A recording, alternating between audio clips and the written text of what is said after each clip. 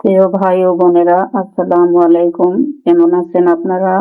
আশা করি আল্লাহর রহমতে ভালো আছেন। আমিও আলহামদুলিল্লাহ ভালো আছি। আমি দেখুন চুলায় একটি পাতিল বসিয়ে দিয়েছি। এখানে তেলটাও দিয়ে দিয়েছি, পেঁয়াজটা দিয়ে ভাজা ভাজা করে নিয়েছি।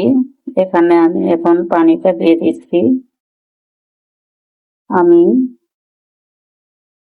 আজ লাউ দিয়ে রুই মাছ ভেঙে চুরে রান্না করব, তাই আপনাদের সাথে শেয়ার করছি। আপনারা আমার সাথেই থাকুন। আমি এখন দিয়ে দিচ্ছি হলুদের গুঁড়া।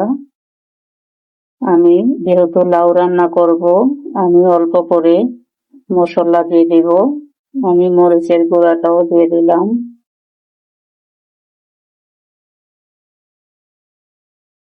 দিয়ে দিচ্ছি স্বাদ মতো লবণ।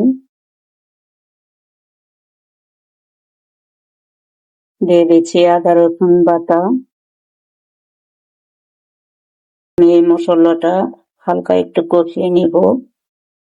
দেখুন আমি এই পর্যায়ে মাছগুলো দিয়ে দিব। এই দেখুন আমি মাছগুলো কষিয়ে নিব।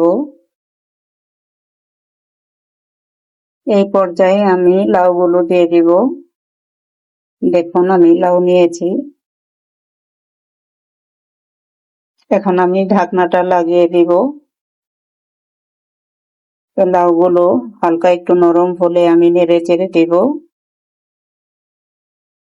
দেখুন লাউটা নরম হয়ে গিয়েছে। এখন আমি নাড়াচাড়া দিয়ে দেব। দেখুন তরকারিটা বলক আসছে। এখন আমি কয়েকটি কাঁচামরিচ দিয়ে দিচ্ছি।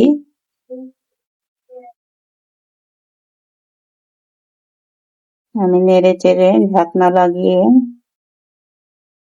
লাউটা মোটামুটি সিদ্ধ হয়ে গিয়েছে। দেখুন লাউটা ভালো আছে, নরম, প্রায় কিছুক্ষণের মধ্যেই এতটা নরম হয়ে গিয়েছে। দেখুন তরকারিটা হয়ে গিয়েছে। এখন আমি ধনিয়া পাতা কুচি নিয়েছি, এগুলো দিয়ে নাড়াচাড়া দিয়ে নামিয়ে ফেলবো। আমার রান্নাটা যদি ভালো লাগে আমার সাথেই থাকবেন। সবাই ভালো থাকবেন, সুস্থ থাকবেন কামনা করি।